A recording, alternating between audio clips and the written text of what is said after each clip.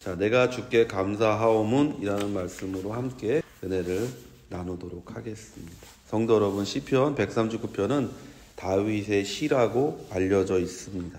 다윗이 이 시편을 통해 감사하고 있는 것이 무엇인지를 함께 생각하고 함께 은혜를 나누도록 하겠습니다. 첫째로 다윗의 감사는요, 자기 자신으로부터 시작되는 것을 알 수가 있습니다. 우리가 감사하는 것은 주로 외부적인 것에 기인합니다. 우리는 우리 손에 쥐어지는 것, 우리 손에 보여지는 것, 그런 것들로 말미암아 감사하는 것이 보통입니다. 성도 여러분, 남과 자신을 비교하며 그 속에서 감사할 것을 찾는다면, 반대로 나보다 나은 사람을 만나면 우리는 비참하고 절망할 수밖에 없는 것입니다. 그러니까 감사의 기준이 뭐냐? 절대로 몸 밖에 있는 것을 가지고 우리가 감사하게 되면 바로 그 순간부터 우리는 우리보다 더 가진 사람들 또는 우리보다 더 누리는 사람들을 볼 때 우리 입에서 감사가 아니라 절망과 탄식의 말이 나오게 되는 것이죠. 우리가 출애굽한 이스라엘 민족을 봅니다. 출애굽한 이스라엘 민족이 노예 살던 그 억압되던 삶에서 그 사람들이 나오면서 얼마나 기쁨의 찬송을 부르고 기쁨의 소리를 그들이 부르는 것을 보잖아요. 그런데 그들이 광야에 이르러서 목마름을 느끼고 배고픔을 느끼고 또는 여러 가지 어려움을 느낄 때 왜 그들이 원망하고 불평을 합니까? 그러니까 감사의 원인이 무엇이냐? 바로 자기 밖에 있는 것이었다라는 것이죠. 하나님은 그들을 이집트에서 구출하셨지만 자신 안에 있는 것이 구출된 것이 아니라 그냥 자기 몸이 구출된 거예요. 이제 내가 고단한 노동을 하지 않아도 된다라고 생각하니까 감사한 거예요. 그런데 삶이 어려워지고 팍팍해지니까 그 감사했던 마음이 원망과 불평으로 바뀌는 것을 우리가 보잖아요. 안의 것이 바뀌어야 돼요. 하나님이 이스라엘 사람들을 애굽에서 데리고 나올 때는 육체를 자유하게 하려고 데려나온 것이 아니에요. 그 노예 근성으로부터 자유하게 하려고 하나님께서 그 이스라엘 민족을 구출하신 거예요. 오늘 다윗이 감사의 첫 번째 원인이 뭐냐면 자기 자신을 보는 거예요. 나 봐라라. 내가 어떤 사람인지, 내가 얼마나 기묘한 사람이냐. 이 내가 나라는 존재가 얼마나 기묘하냐. 하나님께서 이렇게 나를 기묘하게 만들었다는 것, 천하보다 귀하게 나를 만들었다는 것, 이거가 감사의 시작이어야 되는 것이지, 내 손에 잡히는 것, 내 눈에 보이는 것이 감사의 시작이 되면 우리는 우리보다 더 나은 사람을 만났을 때 또는 우리가 어려운 환경을 만났을 때 원망하고 불평하는 그런 인생이 되는 것이죠. 우리 죄악의 시작은 남과의 비교로부터 시작되는 거예요. 첫 번째는 하나님과 우리를 비교하고 너 하나님과 같이 된다 라는 말에 사람이 죄를 짓기 시작했고, 가인은 자기 형제 아벨의 제사는 받고 자기 제사는 받지 않았다는 그 좌절감이 결국 살인사건으로 나타나게 되는 것을 보잖아요. 욕심의 시작은 비교해서 나오는 것이죠. 아, 저 사람이 더 좋은 걸 가지고 있는 것 같고 저 사람이 더 나은 걸 가지고 있는 것 같고, 그럴 때 내 안에서 탐심이 일어나고 욕심이 일어나고, 욕심이 잉태한 즉 죄를 낳고 죄가 장성한 즉 사망을 낳는 그 악순환이 우리 삶에 나타나게 되는 것을 보는 것이죠. 우리 교만의 시작도 남과의 비교입니다. 남과 비교하면 둘 중에 하나가 생기는 거예요. 나보다 못한 사람을 만나면 교만함이 되는 것이고 나보다 나은 사람을 만나면 욕심이 되는 것이죠. 성도 여러분, 남과의 비교에서 감사를 찾으면 안 돼요. 절대로 몸 밖에 있는 것을 통해서 감사함을 찾으면 그 사람은 결국은 원망과 불평과 절망으로 떨어지는 사람이 될 수밖에 없는 거예요. 다윗의 시편에서처럼 자기 자신에게서 감사를 찾아야 되는 거예요. 다윗은 말합니다. 나를 지으심이 심히 기묘하심이라. 도저히 너무나 놀라워서 어떻게 계산할 수가 없고 어떻게 할 수가 없는 것이 내 자신이라는 거예요. 내 존재 자체가 그런 존재라는 거예요. 사람들은 여러분이 가진 것, 사람들은 여러분의 학력, 사람들은 여러분이 사는 곳, 사람들은 여러분의 성별 혹은 여러분의 인종을 가지고 여러분을 판단하고 여러분에 대해서 이렇다 저렇다 얘기할지 모르지만 성경은 우리 한 사람 한 사람이 기묘하게 만들어진 자라고 얘기하고 있어요. 우리 자신은 누구와 비교할 수 없을 만큼 가장 위대한 하나님의 창조물입니다. 예수님께서는 심지어는 뭐라고 말씀하셨냐면 천하의 모든 것보다 너 하나가 가장 귀하다라고 말씀하셨어요. 우리는 그런 가장 귀한 것을 가진 자들이에요. 아니 가장 그 귀한 존재 그 자체예요. 그러니까 다른 것에서 감사함을 찾지 마시고 내 자체만으로도 얼마나 감사한지를 생각하면서 감사하며 사는 성도 되시기를 예수의 이름으로 축원을 드립니다. 그러므로 내가 지금의 나라는 것이 정말 감사해야 되는 것이죠. 고린도전서 15장 10절에 그러나 내가 나 된 것은 하나님의 은혜로 된 것이니, 여러분 된 거 하나님의 은혜로 된 거예요. 하나님의 선물이에요, 여러분 자신이. 그런데 우리는 자꾸만 우리의 부족한 것을 봅니다. 자꾸만 우리의 연약한 것을 봅니다. 우리에게 부족하고 연약한 것이 있다라는 것은요, 하나님을 의지하라는 것이고 하나님께 기도하라는 것이지, 그거를 가지고 여러분이 컴플렉스를 가지고 그거를 가지고 여러분이 열등감을 가지라고 그것이 있는 것이 아니에요. 광야에 갔을 때 이스라엘 민족이 먹을 것이 없고 마실 것이 없으면 모세가 어떻게 합니까? 기도하니까 예비된 것이 오잖아요.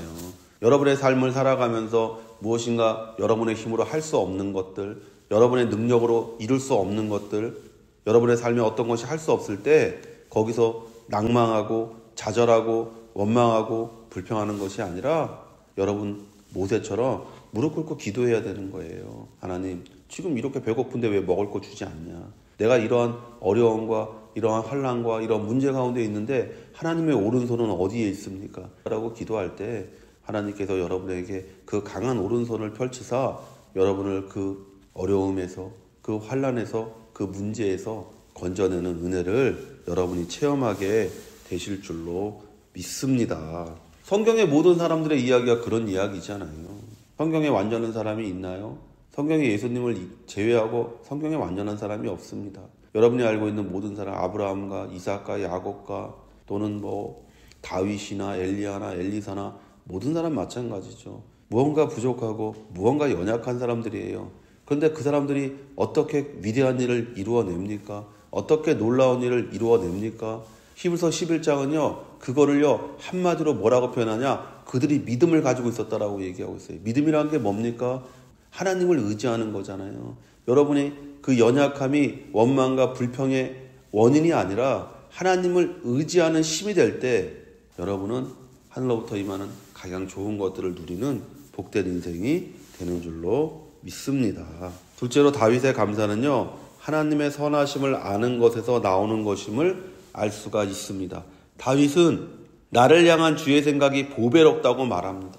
왜 감사하냐? 하나님이 나를 위해서 모든 것을 펼쳐놓았다는 것을 알기 때문에 감사하는 거예요. 그래서 바울이 우리에게 뭐라고 말합니까? 범사에 감사하십시오. 범사라는 게 뭡니까? 좋은 일, 나쁜 일, 아픈 일, 괴로운 일, 힘든 일, 모든 일을 만나도 감사하십시오. 왜요? 오늘 다윗이 얘기하는 것과 똑같이 얘기하는 거예요. 우리를 향하신 하나님의 생각이 보배롭다는 것이죠. 귀하다는 것이죠. 놀랍다는 것이죠. 예레미야가 우리에게 말하지 않습니까? 너희를 향한 나의 생각을 내가 아나니 평안인 장래에 너희에게 소망을 주려는 것이다 라고 말씀하시잖아요. 우리가 다윗처럼 고백하지 못하는 이유는 무엇 때문입니까? 무엇이 우리로 하나님의 선하심을 깨닫지 못하게 하고 다윗처럼 느끼지 못하게 합니까? 내가 아무리 기묘하게 창조되었다고 해도 우리는 범죄함으로 하나님과 원수된 사람이라고 성경은 말합니다. 하나님의 생각을 우리가 오해한다는 거예요. 하나님의 생각을 우리가 곡해한다는 거예요. 죄를 지은 자녀는요, 아버지를, 어머니를 쳐다볼 때요, 똑바로 쳐다보지 못합니다. 두려운 마음으로 쳐다봅니다. 무서운 마음으로 쳐다봅니다. 그렇기 때문에 부모가 베푸는 그 사랑을 자녀는 의심하고, 자녀는 부정하고, 자녀는 그것을 곡해하는 일이 우리 가운데 일어나는 것을 보잖아요. 우리가 하나님과의 관계가 온전하면 하나님이 행하시는 모든 일들이 다 아름답고 다 나를 위한 것이고 다 모든 축복이라고 생각합니다. 나에게 오는 어려움도, 나에게 오는 환난도, 나에게 오는 질병도 다 나를 위한 것이고, 이것을 통하여 내가 하나님의 영광을 드러내고 이것을 통하여 내 삶에 하나님의 축복이 나타난다고 생각합니다. 그러나 죄가 우리 가운데 여전히 남아있고 회개치 않은 마음이 우리 가운데 남아있으면 하나님이 하는 행동은 모든 것이 원망과 불평이 되는 거예요. 그래서 이스라엘 민족이 출애굽할 때 하나님이 하는 행동 하나하나가 다 마음에 안 들었던 거예요. 그런데 하나님과의 관계가 온전했던 모세나 여호수아나 갈렙이나 이런 사람들은 하나님이 하시는 모든 것들을 감사함으로 받을 수가 있었던 거예요. 최초의 아담의 범죄는 인간에게 수치심이라는 왜곡된 감정을 갖게 만들었습니다. 심지어 가장 친한 부부 사이에 그런 감정이 생겨났잖아요. 첫 번째가 뭐냐? 서로를 보면 부끄러워서 가렸다는 거예요. 두 번째, 가인의 범죄는 사람에게 두려움이라는 잘못된 느낌을 갖게 만들었습니다. 심지어는 자신의 부모와 형제에게서 두려움을 느꼈어요. 그 당시에 누가 있었나요? 없었잖아요. 자기 형제밖에 없었어요. 자기 부모밖에 없었어요. 근데 가인이 뭐라고 얘기하냐? 아버지가 날 죽이면 어떡합니까? 어머니가 날 죽이면 어떡합니까? 사실 그렇게 얘기하는 거예요, 가인이. 죄 있는 인간의 두 가지 태도가 나오는 거죠. 부끄러움과 두려움. 여러분이 하나님 앞에서 부끄러움과 두려움을 느낀다면 여러분은 여전히 회개하지 않은 사람이에요. 그래서 기도할 수 없는 거죠. 나 같은 사람이 어떻게 하나님 앞에 기도합니까? 하나님이 어떻게 나 같은 사람을 용납하겠습니까? 그래서 하나님 앞에 나와서 기도하지 않는 것이고 기도할 수가 없는 것이죠. 그러나 우리가 예수 그리스도를 통하여 제 용서함을 분명하게 확신하고 제 용서함을 통하여 내가 하나님께 받아진 사람이라는 것을 믿으면 자기 아버지하고 대화하는 게 어렵습니까? 자기 어머니하고 대화하는 게 어렵습니까? 저는 요즘도 느끼지만 기도학교니 기도에 대해서 배우니 기도에 관련된 책이니 저도 많이 읽었지만 지금 생각하면 진짜 어리석은 거예요. 그게 자기 아버지하고 대화하는 법을 배우는 사람이 어디 있어요? 자기 엄마하고 대화하는 법을 배우는 사람이 어디 있어요? 기도라는 것은 아버지이신 하나님과 대화하는 거예요. 대화가 어렵다는 게 말이 안 되잖아요. 자기 아버지께 필요한 거 얘기하는 거예요. 그게 어렵습니까? 어려운 게 아니잖아요, 그게. 근데 왜 기도하는 법을 우리가 배워야 됩니까? 기도하는 법을 배운다는 것은 우리가 여전히 하나님을 가깝게 느끼지 못한다는 것이고 여전히 예수 그리스도의 피의 능력을 우리가 의지하지 않는다는 거예요. 지금의 우리를 볼 때 제약된 우리는요, 우리 자신의 보배로움을 깨닫지 못합니다. 그러나 이제는 예수 그리스도를 통해 우리를 만드신 분이 우리를 향하신 생각을 알게 됩니다. 영생을 주시려고, 우리에게 구원을 허락하시려고 예수님이 오셔서 이 땅에서 몸짓고 피 흘려 죽으셨습니다. 그리고 우리로 하나님의 자녀가 되는 권세를 주셨습니다. 자녀답게 행동하세요. 교회에서 또는 세상에서 하나님 앞에 자유롭게 말하고 하나님께 자유롭게 기도하고 하나님께 자유롭게 나아가서 하나님으로부터 오는 그 놀라운 축복을 체험해서 늘 입에서 감사가 멈추지 않는 성도가 되어야 될 줄로 믿습니다. 무엇이 우리를 힘들게 하고 좌절시키고 낭망하게 만들 수 있겠습니까? 그러나 하나님에 대한 믿음이 없을 때 인간의 욕심이 삶의 중심이 될 때 우리는 낭망하고 좌절할 수밖에 없는 것입니다. 나보다 못한 사람을 만났을 때 감사하고 나보다 잘난 사람을 만나면 좌절하는 그런 사람이 될 수밖에 없는 거예요. 우리가 하나님 앞에서 자기 자신이 어떤 사람임을 깨닫지 못하고 하나님이 어떤 분인지를 깨닫지 못하면 우리의 감사는요, 늘 남과 비교하는 감사예요. 항상 상대적인 감사에 지나지 않게 되는 거예요. 자기 자신과 하나님 때문에 감사할 수 있는 사람은 다른 어떤 것과의 비교를 통해 감사하지 않습니다. 그저 사는 것이 즐겁고 마음에는 하나님이 부어주시는 기쁨과 평안으로 가득 찬 하루하루를 감사함으로 살아가게 되는 것입니다. 그런 사람에게 하나님은 축복하사 이 땅에 자신의 증거로서 세워주시는 거예요. 그런 사람이 모세요. 그런 사람이 다윗인 것입니다. 모세와 다윗을 보세요. 환경을 보면서 감사하지 않잖아요. 광야에 있어도 감사하고 사울에게 쫓기면서도 감사하잖아요. 왜요? 자기 자신 그리고 하나님을 분명하게 알기 때문에 감사의 말이 광야에서도 나올 수 있는 것이고 죽음 앞에서도 감사의 말이 나올 수가 있었던 거예요.